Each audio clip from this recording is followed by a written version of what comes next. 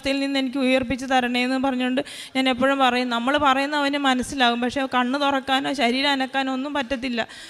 അങ്ങനെയുള്ള അവസ്ഥയിലാണ് അവൻ കടന്നത്. അപ്പോൾ എൻ്റെ സൗണ്ട് കേൾക്കുമ്പോൾ 2 കണ്ണിൽ നിന്ന് ഇങ്ങനെ അവൻ വെള്ളം വരും. രാവിലെ ഞാൻ ചെല്ലുമ്പോൾ ചോദിക്കും, മോനെ സ്കൂളിൽ പോകണ്ട, എണീക്കണില്ലേ, മണി 7 കഴിഞ്ഞല്ലോ എന്ന് പറയും. അപ്പോഴൊക്കെ അവന് ഒന്നും പറയാൻ പറ്റിയില്ലെങ്കിലും 2 കണ്ണിൽ നിന്നും വെള്ളം വരുമായിരുന്നു. അങ്ങനെ ഒരു ദിവസം ഞാനിങ്ങനെ ഇവനോട് സംസാരിച്ചുകൊണ്ടിരിക്കുമ്പോൾ ഇവൻ ഇങ്ങനെ പതിയെ കണ്ണ് തുറന്നേച്ച് ഒരു വല്ലാത്ത അവസ്ഥയിലേക്ക് അങ്ങ് പോയി. അപ്പോൾ ഞാൻ ദൈവത്തോട് പറഞ്ഞു, ദൈവമേ എനിക്ക് നീ 4 മക്കളെ തന്നു, 3ാമത്തെ കുഞ്ഞ് ഇവനെ നീ എനിക്ക് ജന്മനാ ഇങ്ങനെ തന്നിരുന്നെങ്കിൽ എനിക്ക് കുഴപ്പമില്ലായിരുന്നു. പക്ഷെ ഇപ്പോൾ ഓടിക്കളിച്ച് നടന്നുകൊണ്ടിരുന്ന അവൻ പെട്ടെന്ന് ഇവിടെ അടുത്ത് പാലുത്തറ ഇടവകയിൽ നിന്നാണ് വരുന്നത്. ഞാൻ 2022 ഫെബ്രുവരി 4-ാം തീയതിയാണ് ആദ്യമായിട്ട് ഉടമ്പടി എടുത്തത്. ഞാൻ കൊറോണ സംബന്ധിച്ച് ഞങ്ങളുടെ കുടുംബത്തിൽ ഭയങ്കര വല്ലാത്തൊരവസ്ഥ, മാനസികാവസ്ഥയും അതുപോലെ തന്നെ സാമ്പത്തിക ബുദ്ധിമുട്ടുകളും ഏറി വന്ന ഒരു അവസരത്തിലാണ് ഞാൻ ഉടമ്പടി എടുത്തത്. ഞാൻ വെള്ളിയാഴ്ചകളിലെ ഉടമ്പടി പ്രാർത്ഥനകൾ കൂടാറുണ്ടായിരുന്നു. അപ്പോൾ ഞാൻ എൻ്റെ മനസ്സിലേക്ക് ഉടമ്പടി എന്നുള്ള ആ ഒരു ചിന്ത അച്ഛൻ്റെ പ്രസംഗങ്ങൾ കേൾക്കുമ്പോൾ ഉണ്ടായി. ആ ഒരു വെളിച്ചത്തിലാണ് ഞാനിവിടെ വന്ന് ഉടമ്പടി എടുക്കാൻ വന്നത്. ഉടമ്പടി എടുക്കാൻ വരുമ്പോൾ ഇവിടെ ഫ്രണ്ടിൽ വന്നപ്പോൾ എനിക്ക് കൊറോണ ടെസ്റ്റ് ചെയ്തതിൻ്റെ റിസൾട്ടൊന്നും ഇല്ലാതിരുന്നതുകൊണ്ട് എന്നെ അകത്തോട്ട് കയറ്റി വിടുകയില്ല എന്ന് അവിടെ എൻട്രൻസിൻ്റെ അവിടെ ഇരുന്ന് ചേച്ചി പറഞ്ഞു. ഞാൻ വളരെ സങ്കടപ്പെട്ടിരുന്ന അവസരത്തിൽ ഒരു മാലാഖയെ പോലെ ഒരു വെളുത്ത ഷർട്ടും മുണ്ടും കൊടുത്ത ഒരു ചേട്ടൻ വന്നിച്ച് എന്നോട് പറഞ്ഞു, മോള് കയറിപ്പോൾ ഒരു കുഴപ്പമൊന്നും ഇല്ല എന്ന് പറഞ്ഞുകൊണ്ട് പറഞ്ഞു. എനിക്ക് അപ്പോൾ തന്നെ ഭയങ്കര ഒരു ആശ്വാസം തോന്നി. ഞാൻ വന്ന് ഇവിടെ ഉടമ്പടി എടുത്തിട്ട് പോയി.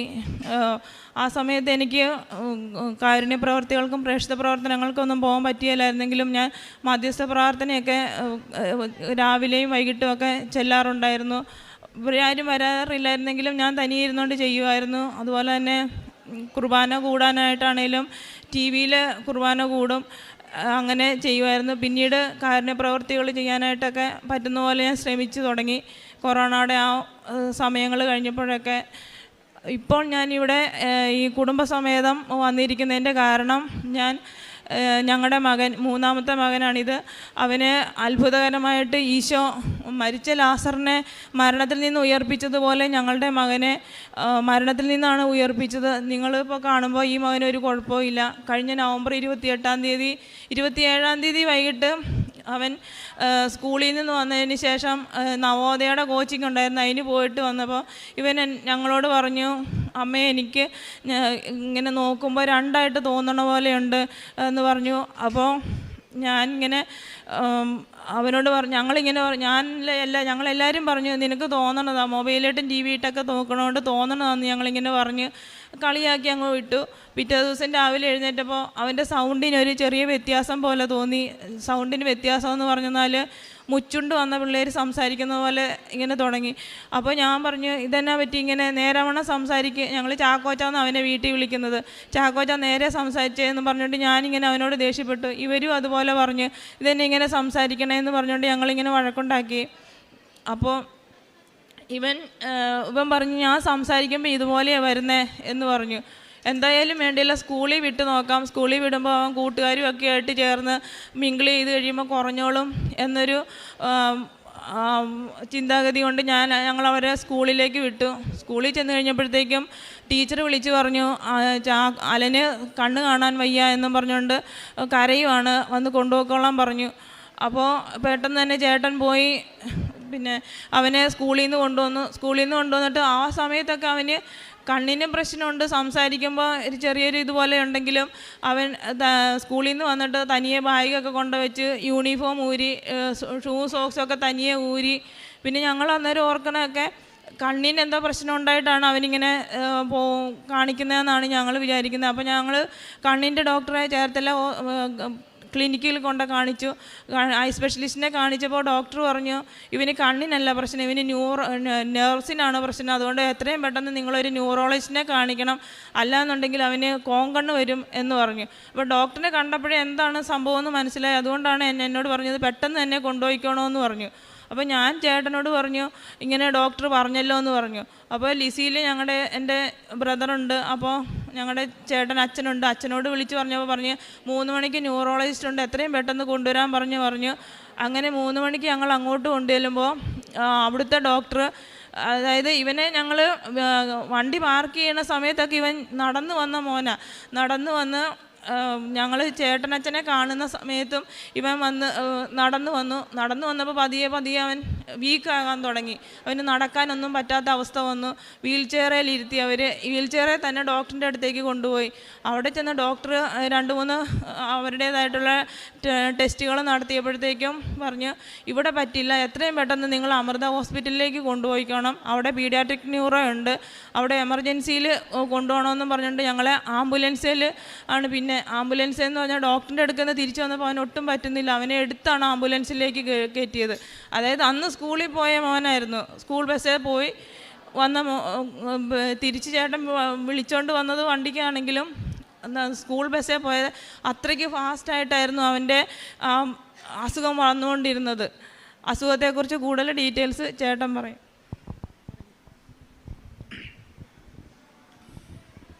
ഞങ്ങൾ നവംബർ 28 മോന് അങ്ങനെ ഒരു അസുഖം ഉണ്ടായത്. പെട്ടെന്നായിരുന്നു അവൻ്റെ ഗ്രോത്ത് എല്ലാം. അപ്പോൾ ഞങ്ങൾ അമൃതയിൽ ലിസിയിൽ ചെന്നപ്പോൾ ഡോക്ടർ അവന് നടക്കാൻ പറ്റാത്ത രീതിയിലേക്കായി. അവന് അവിടെ ലിസിയിൽ ചെന്നപ്പോൾ പിന്നെ അവിടുന്ന് ഡോക്ടർ അവിടെ പറ്റില്ല ഒരു ജെനുവിൻ കേസാണ്, അവൻ്റെ അവിടെ പറ്റില്ല എന്ന് പറഞ്ഞു. ഒന്നെങ്കിൽ അമൃത അല്ലെങ്കിൽ ട്രിവാൻഡ്രം ശ്രീചിത്ര മെഡിക്കൽസ് അവിടെ എവിടെയെങ്കിലും കൊണ്ടുപോവുക, അവിടെ മാത്രമേ ഇതിനുള്ള ട്രീറ്റ്മെൻറ്റ് ഉള്ളൂ എന്ന് പറഞ്ഞു. ഞങ്ങൾ നേരെ അമൃതയിലേക്ക് പോയി. അവിടെ ചെന്ന് കഴിഞ്ഞപ്പോഴത്തേക്ക് മോൻ്റെ അവസ്ഥ എന്ന് പറഞ്ഞു കഴിഞ്ഞാൽ അവൻ്റെ കണ്ണിൻ്റെ കാഴ്ച നഷ്ടപ്പെട്ടു, അവൻ്റെ സംസാരം പോയി, പിന്നെ നടക്കുവാനും അവന് പറ്റുന്നില്ലായിരുന്നു. അപ്പോൾ ടോട്ടലി ഡൗൺ ആയിപ്പോയി. അത് കഴിഞ്ഞിട്ട് അവനെ ഡോക്ടർ ടെസ്റ്റ് ചെയ്തു, ICUയിലേക്ക് അവനെ അഡ്മിറ്റ് ചെയ്തു. ICUയിലേക്ക് അഡ്മിറ്റ് ചെയ്ത് കഴിഞ്ഞിട്ട് 4-ാമത്തെ 1, 2, 3 ദിവസം അവന് ടെസ്റ്റുകളൊക്കെ നടത്തിയിട്ട് ഇവന് അസുഖങ്ങളൊന്നുമില്ല. MRI ചെയ്തു, ബാക്കിയുള്ള ടെസ്റ്റുകളൊക്കെ നടത്തിയിട്ട് അതിൽ ആൾ നോർമലാണ്. പക്ഷേ അവൻ്റെ മസിൽസ് എല്ലാം വീക്കായിക്കൊണ്ടിരിക്കും. ഓരോ ദിവസവും ഓരോ മണിക്കൂറുകളുണ്ട് എൻ്റെ മസിൽസ് എല്ലാം വീക്കായിക്കൊണ്ടിരിക്കുകയാണ്.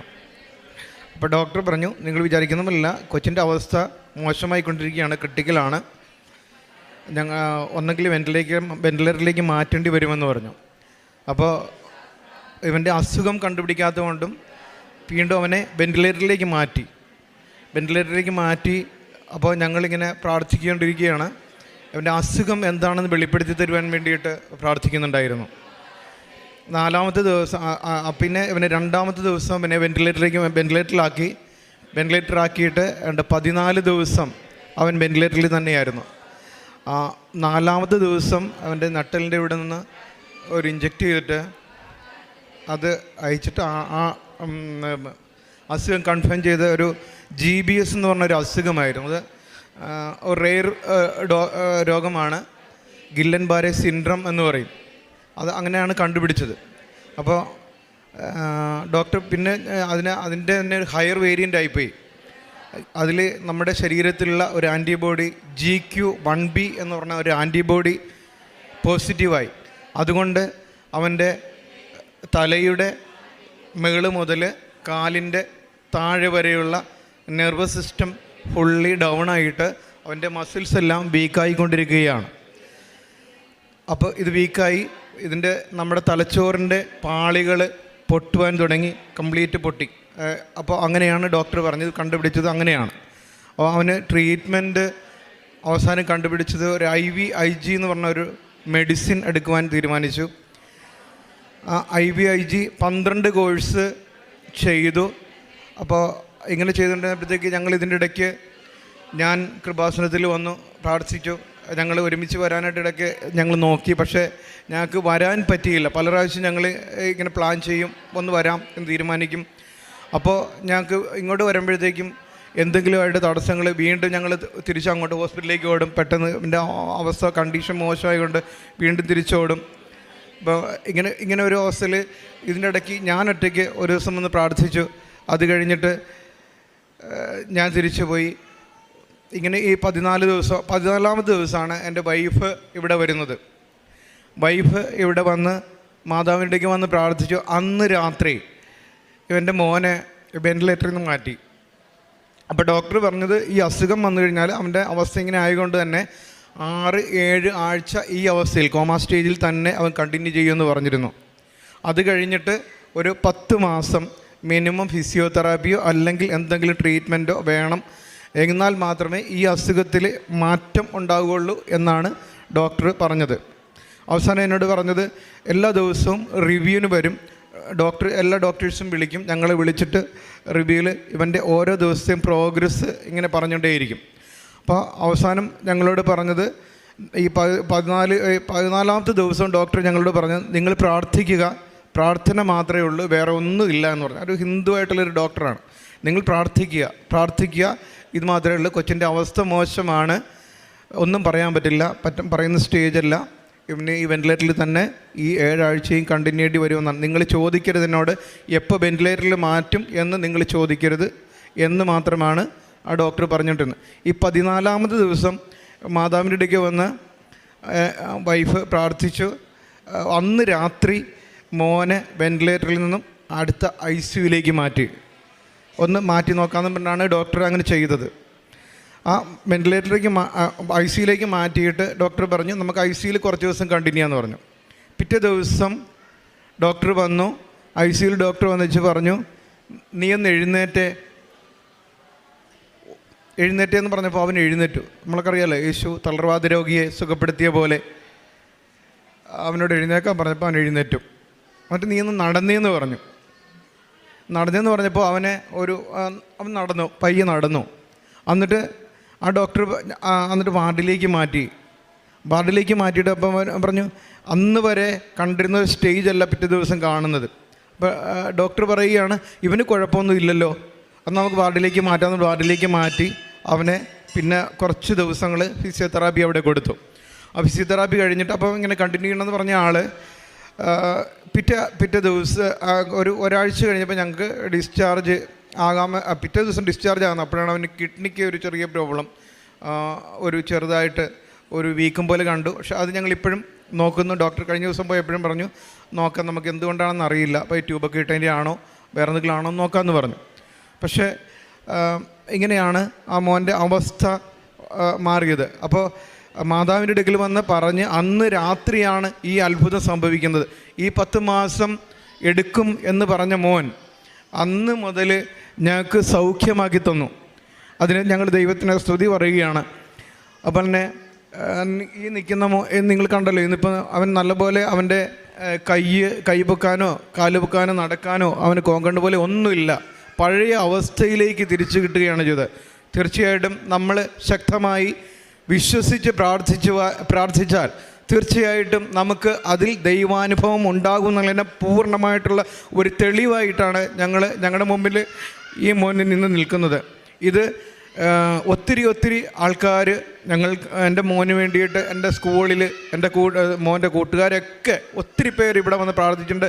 അറിയുന്നവരൊക്കെ എന്നോട് പറഞ്ഞ് കൃപാസനത്തിൽ അങ്ങനെ ഒത്തിരി പേര് മോനെ സമർപ്പിച്ച് പ്രാർത്ഥിച്ചതിൻ്റെ ഫലമായിട്ടാണ് ഞങ്ങൾക്ക് ഈ മോനെ ഇന്ന് തിരിച്ചു കിട്ടിയത്.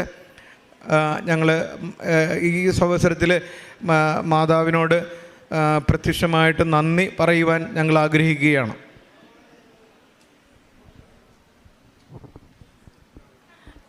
അദ്ദേഹം പറഞ്ഞതുപോലെ ഞങ്ങളുടെ മോന് പല ടെസ്റ്റുകളും നടത്തി. ഓരോ ടെസ്റ്റ് ചെയ്യുമ്പോഴും ഞാൻ എൻ്റെ അമ്മയോട് പറയും, എൻ്റെ അമ്മ എനിക്കൊന്നിനും സാധിക്കുകയില്ല, നീ വേണം അവൻ്റെ അകത്ത് ഓരോ ടെസ്റ്റുകൾക്കും ഇവനെ കൊണ്ടുപോകുമ്പോൾ ഞങ്ങളെ കൊണ്ട് സൈൻ ചെയ്യിക്കുമ്പോൾ ഒക്കെ ഞാൻ മാതാവിനോട് പറയും, മാതാവേ നീ കൂടെ ചെല്ലണേ, എനിക്കൊന്നിനും സാധിക്കുകയില്ല, നീ നിൻ്റെ തിരുക്കുമാരനോട് പറഞ്ഞ് എൻ്റെ മകനെ ഉയർപ്പിച്ച് തരണേന്ന് ഞാൻ പറയും. ഇവൻ ICU കിടക്കുന്ന സമയത്ത് ഞങ്ങളെ രാവിലെ അരമണിക്കൂർ വൈകിട്ട് അരമണിക്കൂർ കാണിക്കും. 15 മിനിറ്റ് നേരം എനിക്കും കാണാൻ കയറാം. ആ സമയത്ത് ഞാൻ ഉടമ്പടി തൈലം അതുപോലെ തന്നെ എൻ്റെ കാശ് രൂപം ശരിക്കും പറഞ്ഞെന്നാൽ അമൃത ഹോസ്പിറ്റലിലേക്ക് കൊണ്ടുപോകണമെന്ന് പറഞ്ഞപ്പോൾ എനിക്ക് ഭയങ്കരമായിട്ടൊരു വിഷമം തോന്നി. കാരണം എന്നാന്ന് വെച്ചാൽ നമ്മുടെ കൊന്തയും ഒക്കെ പറ്റുമോ അങ്ങനെ, അതുകൊണ്ടാണ്. അപ്പോൾ എനിക്ക് ഭയങ്കര ബുദ്ധിമുട്ടായിരുന്നു. പക്ഷേ ഞാൻ അവിടുത്തെ ഡോക്ടറിനോട് ചോദിച്ച്, ഡോക്ടറെ ഇങ്ങനെ പോലെ ഞങ്ങളുടെ കൊന്തയും കാശിരുവൊക്കെ വെക്കുന്നതിന് കുഴപ്പമുണ്ടോ എന്ന് ചോദിച്ചു. അന്നേരം ഡോക്ടർ പറഞ്ഞു ഇല്ല കുഴപ്പമില്ല വെച്ചോളാൻ പറഞ്ഞു. ഞാൻ എന്നിട്ട് അതൊരു പ്ലാസ്റ്റിക് കീറ്റിനകത്താക്കി, ചെറിയൊരു പ്ലാസ്റ്റിക് കീറ്റിനകത്താക്കി കാശ് രൂപം, ഉടമ്പടി കാശ് രൂപം ഞാൻ എടുപ്പിച്ചുകൊണ്ട് വന്നു. ചേട്ടൻ്റെ മോനെ കൊണ്ട് എടുപ്പിച്ച് അത് ഞാൻ കൊണ്ട് ഇവൻ്റെ ബെഡ്ഷീറ്റിൻ്റെ താഴെ വെച്ച്. അപ്പോൾ പക്ഷേ ആ സിസ്റ്റർ അത് മേളിൽ വെച്ച് പ്ലാസ്റ്റർ വെച്ച് ഒട്ടിച്ച് വെച്ച്. അങ്ങനെ അവൻ്റെ ഉടമ്പടി കാശ് രൂപം വെച്ച്, അതുപോലെ തന്നെ മാതാവിൻ്റെ ഉടമ്പടി തൈലം ഞാൻ രാവിലെ കാണാൻ കയറുമ്പോഴും വൈകിട്ട് കാണാൻ കയറുമ്പോഴും വിശ്വാസ പ്രമാണം ചൊല്ലി അവൻ്റെ ഇടത് സൈഡിനാണ് കൂടുതൽ വീക്കായി, ഏറ്റവും കൂടുതലായിട്ട് വീക്ക്നെസ് ഉണ്ടായത്. അപ്പോൾ ഞാൻ അവിടെ എല്ലാം ഉടമ്പടി തൈലം തൂത്ത് ശരീരത്തിൻ്റെ എല്ലാ ഭാഗങ്ങളും എനിക്ക് തൂക്കാൻ പറ്റുന്നത്. കാരണം അവൻ്റെ ശരീരം മൊത്തം ട്യൂബ, ഭക്ഷണം എല്ലാം ട്യൂബിൽ കൂടിയാണ് കൊടുക്കുന്നത്. അപ്പോൾ ഈ തൂക്കാൻ പറ്റുന്നിടത്തൊക്കെ ഞാൻ തൂക്കും. അവനെ അനക്കാൻ പറ്റത്തില്ല, അനക്കാൻ പറ്റിയില്ലെങ്കിലും എല്ലായിടത്തും ഞാൻ തൂത്ത് കൊടുക്കും. എന്നിട്ട് ഞാൻ മാതാവിനോട് പറയും, മാതാവേ നീ നിൻ്റെ മകനോട് പറഞ്ഞ് എൻ്റെ മകനെ എങ്ങനെയെങ്കിലും രക്ഷിച്ചു തരണേ, എനിക്ക് എങ്ങനെയെങ്കിലും രക്ഷിച്ചു തരണേ എന്ന് ഞാൻ എപ്പോഴും മാതാവിനോട് പ്രാർത്ഥിക്കും. അതുപോലെ തന്നെ ഞാൻ പിന്നെ അവൻ്റെ അടുത്ത് ചെല്ലുമ്പോൾ ഒക്കെ ഞാൻ ഈശോയോട് പ്രാർത്ഥിക്കുന്ന, മരിച്ച ലാസറിനെ ഉയർപ്പിച്ച കർത്താവേ, എൻ്റെ മകനെ നീ ഉയർപ്പിച്ച് ഈ അവസ്ഥയിൽ നിന്ന് എനിക്ക് ഉയർപ്പിച്ച് തരണേ എന്ന് പറഞ്ഞുകൊണ്ട് ഞാൻ എപ്പോഴും പറയും. നമ്മൾ പറയുന്ന അവന് മനസ്സിലാകും, പക്ഷേ കണ്ണ് തുറക്കാനോ ശരീരം അനക്കാനോ ഒന്നും പറ്റത്തില്ല. അങ്ങനെയുള്ള അവസ്ഥയിലാണ് അവൻ കടന്നത്. അപ്പോൾ എൻ്റെ സൗണ്ട് കേൾക്കുമ്പോൾ 2 കണ്ണിൽ നിന്ന് ഇങ്ങനെ അവൻ വെള്ളം വരും. രാവിലെ ഞാൻ ചെല്ലുമ്പോൾ ചോദിക്കും, മോനെ സ്കൂളിൽ പോകണ്ട, എണീക്കണില്ലേ, മണി 7 കഴിഞ്ഞല്ലോ എന്ന് പറയും. അപ്പോഴൊക്കെ അവന് ഒന്നും പറയാൻ പറ്റിയില്ലെങ്കിലും 2 കണ്ണിൽ നിന്നും വെള്ളം വരുമായിരുന്നു. അങ്ങനെ ഒരു ദിവസം ഞാനിങ്ങനെ ഇവനോട് സംസാരിച്ചുകൊണ്ടിരിക്കുമ്പോൾ ഇവൻ ഇങ്ങനെ പതിയെ കണ്ണ് തുറന്നു വെച്ച് ഒരു വല്ലാത്ത അവസ്ഥയിലേക്ക് അങ്ങ് പോയി. അപ്പോൾ ഞാൻ ദൈവത്തോട് പറഞ്ഞു, ദൈവമേ എനിക്ക് നീ 4 മക്കളെ തന്നു, 3ാമത്തെ കുഞ്ഞ് ഇവനെ നീ എനിക്ക് ജന്മനാ ഇങ്ങനെ തന്നിരുന്നെങ്കിൽ എനിക്ക് കുഴപ്പമില്ലായിരുന്നു. പക്ഷെ ഇപ്പോൾ ഓടിക്കളിച്ച് നടന്നുകൊണ്ടിരുന്ന അവൻ പെട്ടെന്ന് ഈ ഒരു അവസ്ഥയിലേക്ക് വന്നു. ഇനി അവൻ വീൽ ചെയറിലൊക്കെ നടക്കുന്ന അവസ്ഥ വരും. എനിക്ക് അത് ഓർക്കാൻ പോലും പറ്റിയില്ല. കാരണം അവൻ മാനസികമായിട്ട് വളരെ തളരുവല്ലോ. ഈശോയെ എനിക്ക് അതുകൊണ്ട് എങ്ങനെയെങ്കിലും ഒന്ന് രക്ഷിച്ചു തരണേന്ന് ഞാൻ പ്രാർത്ഥിക്കുമായിരുന്നു. അങ്ങനെ പരിശുദ്ധ അമ്മയുടെ മാധ്യസ്ഥ, അതുപോലെ തന്നെ ഞാൻ മാതാവിനോട് പറയും, മാതാവേ നീ വെൻറ്റിലേറ്ററിൽ കിടക്കണേ, എത്രയോ പേരെ പോയി കണ്ട് രക്ഷിച്ചിരിക്കുന്നു, എൻ്റെ മകൻ്റെ അടുത്ത് നീ വരണേ, നീ എൻ്റെ അടുത്ത് വരണേ എന്ന് പറഞ്ഞ് ഒരു ദിവസം വെളുപ്പിന് ഞാനിങ്ങനെ പ്രാർത്ഥിച്ചുകൊണ്ടിരുന്നപ്പോൾ ഞാനിങ്ങനെ പെട്ടെന്ന് കണ്ണടച്ച് ഞാൻ പെട്ടെന്ന് മയക്കത്തിലേക്ക് പോയതാണോ എന്താണെന്ന് എനിക്കറിയില്ല. എന്തായാലും ഞാനിങ്ങനെ നോക്കുമ്പോൾ ഈ നമ്മുടെ സിൽവർ സാരി കൊടുത്ത മാതാവ് ഇങ്ങനെ പെട്ടെന്ന് ധൃതിയിൽ റോഡിലൂടെ നടന്നു പോകുന്നത്, അതായത് അമൃത ഹോസ്പിറ്റൽ എന്ന് പറയുമ്പോൾ അറിയാലോ, എറണാകുളം തിരക്കുള്ള റോഡിലൂടെ ഇങ്ങനെ മാതാവ് ഇങ്ങനെ നടന്നു വരുന്നതായിട്ട് കാണിക്കുന്നുണ്ട്. എന്നിട്ട് മാതാവ് പെട്ടെന്ന് ഇങ്ങനെ വണ്ടി വരുന്നത് പോലെ ഇങ്ങനെ വരുമ്പോൾ ഇങ്ങനെ സാരി ഇങ്ങനെ കവർ ചെയ്തിരിക്കുന്നത് അത് ഇങ്ങനെ തുറന്നു നോക്കുന്നത് പോലെ തോന്നി. അപ്പോൾ ഞാൻ അയ്യോ ഇത് മാതാവാണല്ലോ, ഇത് മാതാവ് എൻ്റെ മകൻ്റെ അടുത്തേക്കാണോ നീ വരുന്നതെന്ന് ഞാൻ ചോദിച്ച്. അത്രയ്ക്ക് മാതാവ് എനിക്ക് അങ്ങനെയൊരു വെളിപ്പെടുത്തി എൻ്റെ മാതാവ് എൻ്റെ മകൻ്റെ കൂട്ടത്തിലുണ്ടെന്ന് എനിക്ക് വെളിവാക്കി തന്നു. പിന്നെ ഇത്രയും വലിയ ഉപകാരം എന്ന് പറയുമ്പോൾ വലിയ ഇത് ചെയ്തു തന്ന അമ്മയ്ക്കും പരിശുദ്ധ അമ്മയ്ക്കും തിരുക്കുമാരനും കോടാനുകോടി നന്ദി പറയുകയാണ്. പിന്നെ രണ്ടാമതായിട്ട് ഞാൻ സാക്ഷ്യം പറയുന്നത്, ഞങ്ങളുടെ ചേർത്തലയിൽ ഞങ്ങളൊരു കടയെടുത്തിട്ടുണ്ടായിരുന്നു. ഞങ്ങൾക്ക് അത് തുടങ്ങണമെന്ന് പറഞ്ഞ് കുറേ നാളായിട്ട് ഞങ്ങൾ ആഗ്രഹിച്ചിരുന്നതാണ്. പക്ഷേ അത് ചേട്ടൻ്റെ ഒരു ആഗ്രഹമായിരുന്നു, വലിയൊരു ആഗ്രഹമായിരുന്നു. അത് കൊറോണ സമയത്ത് അത് തുറക്കാൻ പറ്റിയില്ല. അത് കഴിഞ്ഞിട്ട് അത് പരിശുദ്ധ അമ്മയോട് ഞാൻ പറഞ്ഞു, മാതാവേ അതെങ്ങനെയെങ്കിലും ഒന്ന് തുറന്ന് പ്രവർത്തിക്കാനായിട്ട് ഞങ്ങൾക്ക് തരണേ. ഒത്തിരി സാമ്പത്തികമൊന്നും തരണ്ട, പക്ഷേ എന്നാലും ഞങ്ങളുടെ മക്കളെ പഠിപ്പിക്കാൻ ഞങ്ങളുടെ വീട്ടു ചെലവിനുള്ള മാത്രം അതിൽ നിന്ന് കിട്ടിയാൽ മതി, എന്നാലും വേണ്ടിയല്ല, എങ്ങനെയെങ്കിലും അതൊന്ന് തുറന്നു തരണേ, ഞാനിവിടെ ഒന്ന് സാക്ഷ്യം പറഞ്ഞോളാവേ എന്ന് പറഞ്ഞുകൊണ്ട് ഞാനിങ്ങനെ മാതാവിനോട് എപ്പോഴും പ്രാർത്ഥിക്കുമായിരുന്നു. അങ്ങനെ പരിശുദ്ധ അമ്മയുടെ മാധ്യസ്ഥം വഴിയായിട്ട് ചേർത്തല ടൗണിൽ തന്നെ ഞങ്ങളുടെ സ്ഥാപനം തുറക്കുവാനും അത് നല്ല രീതിയിൽ പ്രവർത്തിച്ചു കൊണ്ടുപോകാനായിട്ടും ഞങ്ങൾക്ക് വേണ്ടിയിട്ട് മാധ്യസ്ഥം വഹിക്കുന്നുണ്ട്. അമ്മയ്ക്കും തിരുക്കുമാരനും നന്ദി പറയുന്നു. മൂന്നാമതായിട്ട് ഞങ്ങളുടെ മൂത്ത മകള് കഴിഞ്ഞ വർഷമാണ് 10ാം ക്ലാസ്സിൽ പാസ്സായത്. അവൾ 7ാം ക്ലാസ് വരെ CBSE സിലബസിലായിരുന്നു. പെട്ടെന്ന് അവളെ സ്റ്റേറ്റ് സിലബസിലേക്ക് മാറ്റിയപ്പോൾ അവൾക്ക് ആ സമയത്ത് കൊറോണ വന്ന് സ്കൂളിലൊന്നും പോകാൻ പറ്റാതെ ആരുമായിട്ട് കൂട്ടുകൂടാനോ ഒന്നും പറ്റാത്ത അവസ്ഥയിൽ ഭയങ്കര ഒരു വല്ലാത്തൊരു അവസ്ഥയിൽ അവളായിപ്പോയി. അവൾക്ക് പഠിക്കാനൊന്നും പറ്റുന്നില്ല. അതായത് CBSE നിന്നും സ്റ്റേറ്റിലേക്ക് മാറിയപ്പോൾ അതിൻ്റേതായിട്ടുള്ള എല്ലാ ബുദ്ധിമുട്ടുകളും എൻ്റെ മോൾക്ക് നന്നായിട്ടുണ്ടായിരുന്നു. അപ്പോൾ അങ്ങനെ വന്നപ്പോൾ ഞാൻ അമ്മയോട് പറഞ്ഞു, മാതാവേ എനിക്കൊന്നും ചെയ്യാനായിട്ട് സാധിക്കുകയില്ല, നിനക്കല്ലേ എല്ലാം ചെയ്യാനായിട്ട് സാധിക്കുള്ളൂ, നീ നിൻ്റെ തിരുക്കുമാരനോട് പറയണേ, എനിക്കെല്ലാം എൻ്റെ മോൾക്ക് സാധിച്ചു കൊടുക്കണേ, എനിക്കൊന്നും ചെയ്യാൻ പറ്റിയല്ല. അവൾ പറഞ്ഞ് അവൾക്ക് പഠിക്കാനോന്നുണ്ടെങ്കിൽ അവൾ ദൈവം വിചാരിക്കണം. അപ്പോൾ നീ നിൻ്റെ തിരുക്കുമാരനോട് പറഞ്ഞ് എനിക്കെല്ലാം സാധിച്ചു തരണേ മാതാവേ എന്ന് ഞാൻ പറയുമായിരുന്നു. ഇവൾ പരീക്ഷ എഴുതാൻ പോകുമ്പോൾ ഞാനാണ് ചേർത്തലയിലെ ഞങ്ങളുടെ ഷോപ്പിൽ പോയിക്കൊണ്ടിരുന്നത്. അപ്പോൾ ഇവൾ പരീക്ഷ എഴുതാൻ പോകുന്ന ദിവസങ്ങളിലൊന്നും ഞാൻ ഷോപ്പിൽ പോവുകയല്ല. ഞാൻ എന്നിട്ട് പച്ചത്തിരിയും നീലത്തിരിയും കത്തിച്ച് മുട്ടുമേ നിന്നുകൊണ്ട് ഞാൻ ഇവൾക്ക് വേണ്ടിയിട്ട് പ്രാർത്ഥിക്കും. ഇവൾ പരീക്ഷ കഴിഞ്ഞ് വരുന്നിടം വരെയും പറ്റുന്നത് പോലെ പ്രത്യക്ഷീകരണ പ്രാർത്ഥന ചൊല്ലും, അതുപോലെ തന്നെ കൊന്തയും ചൊല്ലി പ്രാർത്ഥിക്കും. അതുപോലെ ഞാൻ ഉടമ്പടി കാശിൽ ഇവർക്ക് കൊടുത്തു വിട്ടു. അങ്ങനെ 10ാം ക്ലാസ് നിങ്ങൾ പറഞ്ഞാൽ വിശ്വസിക്കുമെന്ന് എനിക്കറിയില്ല, 3 സ്കൂൾ മാറി. അവൾക്ക് പഠിക്കാൻ പറ്റുന്നില്ല എന്ന് പറഞ്ഞ് അങ്ങനെ ഇവൾ 3 സ്കൂൾ മാറി. തീർച്ചയായും പരിശുദ്ധ അമ്മയുടെ മാധ്യസ്ഥം കൊണ്ടും തിരുക്കുമാരൻ്റെ കാരുണ്യം കൊണ്ടും മാത്രമാണ് ഇവൾക്ക് ഫുൾ A+ കൊടുത്ത് അവളെ ദൈവം ശക്തമായിട്ട് അനുഗ്രഹിച്ചു. അതുപോലെ തന്നെ എന്നോട് നേരത്തെയൊക്കെ എല്ലാവരും പ്രാർത്ഥിക്കണമെന്ന് പറയുമ്പോഴേ എനിക്ക് ഒരു ഒഴുക്കം മട്ടിലൊക്കെ അവർ പറഞ്ഞതാണല്ലോ എന്ന് കരുതിക്കൊണ്ട് ഞാൻ പ്രാർത്ഥിക്കുമായിരുന്നു. പക്ഷേ ഇപ്പോൾ ഉടമ്പടി എടുത്തതിന് ശേഷം എനിക്ക് വേണ്ടിയിട്ട് പ്രാർത്ഥിക്കണമെന്ന് പറഞ്ഞുകൊണ്ട് പലരും എന്നോട് പറയാറുണ്ട്. അപ്പോൾ അവർക്കൊക്കെ വേണ്ടിയിട്ട് ആത്മാർത്ഥമായിട്ട് പ്രാർത്ഥിക്കാനായിട്ട് ഈശോയെ അവർക്കത് സാധിച്ചു കൊടുക്കണേ എന്ന് പറഞ്ഞ് ആത്മാർത്ഥമായിട്ട് പ്രാർത്ഥിക്കാനായിട്ടുള്ളൊരു കൃപ എനിക്ക് ലഭിച്ചു.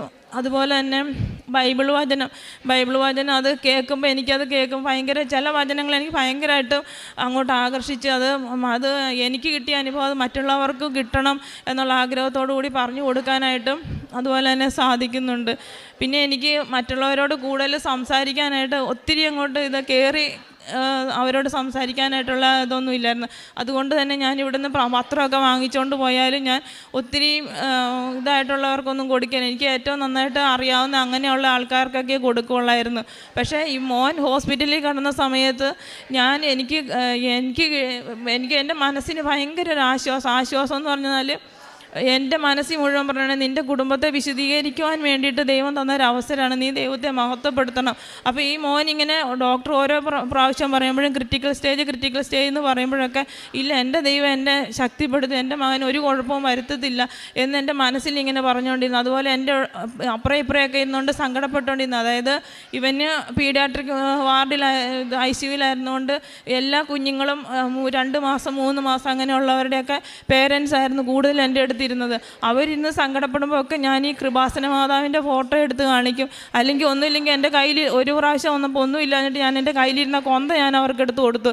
നിങ്ങൾ ഇത് വെച്ച് അത് നോൺ ക്രിസ്ത്യൻസ് ആണ് കൂടുതലും എൻ്റെ അടുത്ത് വന്നിരുന്ന് ഇങ്ങനെ ഭയങ്കരമായിട്ട് സങ്കടപ്പെട്ടുകൊണ്ടിരുന്നത്. അപ്പോൾ അവർ ഇങ്ങനെ സങ്കടപ്പെടുമ്പോൾ ഞാൻ അവരോട് പറയും, നിങ്ങളിത് വെച്ച് പ്രാർത്ഥിച്ചാൽ മതി, ഒരു കുഴപ്പവും വരുത്തത്തില്ല. മോക്കോ അല്ലെങ്കിൽ മോന് അസുഖം മാറിക്കഴിയുമ്പോൾ ഇവിടെ വന്ന് മാതാവിൻ്റെ അടുക്ക് വന്ന് നന്ദി പറയണം, അത് മറന്നു പോകരുത്, നിങ്ങളത് ചെയ്താൽ മതി എന്ന് പറഞ്ഞ് അങ്ങനെ ഒത്തിരി പേർക്ക് അവിടെ ഇരുന്ന് ഞാൻ എൻ്റെ ആ സമയത്ത് ഒത്തിരി പേർക്ക് ഞാൻ അങ്ങനെ പറഞ്ഞു കൊടുത്ത് അവർക്ക് ഒത്തിരി ആശ്വാസം കിട്ടിയതായിട്ട് അവരെന്നോട് തന്നെ എൻ്റെ അടുത്ത് വന്ന് അത് പറഞ്ഞു. ഞാൻ പറഞ്ഞു എൻ്റെ അടുത്ത് പറയേണ്ട, മാതാവിൻ്റെ അടുത്ത് വന്ന് സാക്ഷ്യം പറഞ്ഞാൽ മതി, നിങ്ങളുടെ മക്കൾക്ക് ഒരു കുഴപ്പവും വരുത്തത്തില്ല, ഞാനും പ്രാർത്ഥിച്ചോളാം എന്ന് പറയും. ഇപ്പോഴും ഞാൻ അവർക്കൊക്കെ വേണ്ടിയിട്ട് പ്രാർത്ഥിക്കുന്നുണ്ട്. ICU കിടക്കുന്ന എല്ലാ കുഞ്ഞുങ്ങൾക്കും വേണ്ടിയിട്ട് പ്രാർത്ഥിക്കുന്നുണ്ട്. അങ്ങനെ അമ്മയും തിരുക്കുമാരനും എനിക്കും എൻ്റെ കുടുംബത്തിനും ചെയ്തു തന്ന എല്ലാ അനുഗ്രഹങ്ങൾക്കും. അതുപോലെ തന്നെ എൻ്റെ ചേച്ചിയുടെ മോൻ കാനഡയ്ക്ക് പോകാൻ വേണ്ടിയിട്ട് ഭയങ്കര ബുദ്ധിമുട്ടെന്ന് പറഞ്ഞാൽ അവൻ ടെസ്റ്റ് പാസ്സായി കഴിഞ്ഞിട്ട് അവൻ്റെ വിസ ഒന്നും ശരിയാകുന്നില്ലായിരുന്നു. അപ്പോൾ അവന് ഭയങ്കരമായിട്ട് സങ്കടപ്പെട്ട് അവന് ഡിഗ്രി 2nd ഇയർ ആയപ്പോഴാണ് അവന് കാനഡയ്ക്ക് പോകണമെന്നുള്ളൊരു ഇത് വന്നത്. അപ്പോൾ അവന് എന്നോട് പറഞ്ഞു, എൻ്റെ 2 വർഷം പോകുമല്ലോ, എനിക്ക് എങ്ങനെയെങ്കിലും ഈ പ്രാവശ്യമെങ്കിലും പോകാൻ പറ്റണേ, ഒന്ന് പ്രാർത്ഥിക്കണേ ആശമയെന്ന് പറഞ്ഞുകൊണ്ട് എന്നോട് പറഞ്ഞു. ഞാൻ അങ്ങനെ അവന് വേണ്ടിയിട്ട് പ്രാർത്ഥിച്ചു. അങ്ങനെ പ്രാർത്ഥിച്ചതിൻ്റെ ഫലമായിട്ട് അവനും കാനഡയ്ക്ക് പോകാനും അതുപോലെ അവൻ്റെ ഈ 22ാമത്തെ ബർത്ത്ഡേക്ക് മുമ്പ് അവന് അവിടെ എന്തെങ്കിലും ഒരു ജോലി ശരിയാക്കി കൊടുക്കണേ മാതാവേന്ന് പ്രാർത്ഥിക്കുമായിരുന്നു. അങ്ങനെ മാതാവ് അവന് ഈ 22ാമത്തെ ബർത്ത്ഡേയുടെ ഈ സെപ്റ്റംബർ 30-ന് 22 വയസ്സായപ്പോൾ അതിന് തൊട്ട് മുമ്പ്, അതായത് സെപ്റ്റംബർ 28-ാം തീയതി അവന് മാതാവ് ഒരു നല്ല ജോലി കൊടുത്ത് അവനെ അനുഗ്രഹിക്കുകയും ചെയ്തു. അതുപോലെ തന്നെ എൻ്റെ അനിയൻ്റെ വൈഫ് ബാത്റൂമിൽ തെന്നി വീണപ്പോഴത്തേക്കും പുള്ളിക്കാരത്തേക്ക് എഴുന്നേക്കാൻ പറ്റില്ല, നല്ല ശരീരമുള്ളൊരു വ്യക്തിയായിരുന്നു, എഴുന്നേക്കാൻ പറ്റുന്നില്ല. അപ്പം ഞാൻ ഈ പിള്ളേരോട് പറഞ്ഞു, മാതാവിൻ്റെ ഉടമ്പടി തൈലം എടുത്തുകൊണ്ട് വരാൻ പറഞ്ഞു. അങ്ങനെ നെറ്റിയെ കുരിശ് വരച്ച് പ്രാർത്ഥിച്ച് പെട്ടെന്നൊരു അത്ഭുതം എന്ന് പറഞ്ഞാൽ പുള്ളിക്കാരത്തേക്ക് വേദന ഒത്തിരി കുറഞ്ഞു. അവിടെ ഹോസ്പിറ്റലിൽ കൊണ്ടുപോയി സ്കാൻ ചെയ്തിട്ട് ദൈവത്തിൻ്റെ അനുഗ്രഹം കൊണ്ട് ഒരു കുഴപ്പവും ഇല്ല എന്നും പറഞ്ഞ് അങ്ങനെ അതും മാതാവിൻ്റെ ഉടമ്പടി തൈലം കൊണ്ട് അത് മാറിക്കിട്ടിയതായിട്ട് എനിക്ക് നല്ല ഉറപ്പുണ്ട്. അതുപോലെ ഞാൻ എന്നോട് എന്തെങ്കിലും അസുഖമെന്നൊക്കെ പറയുമ്പോൾ ഞാൻ പറയും മാതാവിൻ്റെ ഉപ്പിട്ട് വിശ്വാസ പ്രമാണം ചൊല്ലിയിട്ട് ആ ഉപ്പ് ഉപയോഗിച്ചാൽ മതി, കുഴപ്പമൊന്നും വരത്തില്ല. അതുപോലെ മാതാവിൻ്റെ തൈലം തൂത്ത് കൊടുക്കാൻ പറ്റുന്നവരാണെങ്കിൽ ഞാൻ തൂത്ത് കൊടുക്കാൻ പറ്റുന്നവരെന്ന് പറഞ്ഞാൽ എൻ്റെ അടുത്തുള്ളവരാരെങ്കിലും ആണെങ്കിൽ ഞാൻ വിശ്വാസ പ്രമാണം ചൊല്ലി തൂത്ത് കൊടുക്കും. അതുപോലെ മാതാവിൻ്റെ തേന് ഞാൻ ഇവർക്ക് പഠിക്കാനൊക്കെ ബുദ്ധിമുട്ട് വരുമ്പോൾ ഞാൻ മാതാവിൻ്റെ തേനിങ്ങനെ നാക്കിൽ ഒഴിച്ച് കൊടുക്കും. അതുപോലെ തന്നെ ഇത് ചായ പാലൊക്കെ കൊടുക്കുമ്പോൾ അതിൻ്റെ അകത്ത് ഒരു തുള്ളി ഇങ്ങനെ ഇട്ട് കൊടുക്കുകയൊക്കെ ചെയ്യും. അതുപോലെ മാതാവിൻ്റെ ഉപ്പും ഞാൻ പല കാര്യങ്ങൾക്കും വേണ്ടിയിട്ട് ഉപയോഗിക്കാറുണ്ട്. അതുപോലെ ഞാൻ മറ്റുള്ളവർക്ക് അത് പറഞ്ഞു കൊടുക്കുകയും ചെയ്യാറുണ്ട്. ഇത്രയും കാര്യങ്ങളൊക്കെ എനിക്കും എൻ്റെ കുടുംബത്തിനും ചെയ്തു തന്ന പരിശുദ്ധ അമ്മയ്ക്കും തിരുക്കുമാരനും കോടാനുകോടി നന്ദി പറഞ്ഞുകൊണ്ട്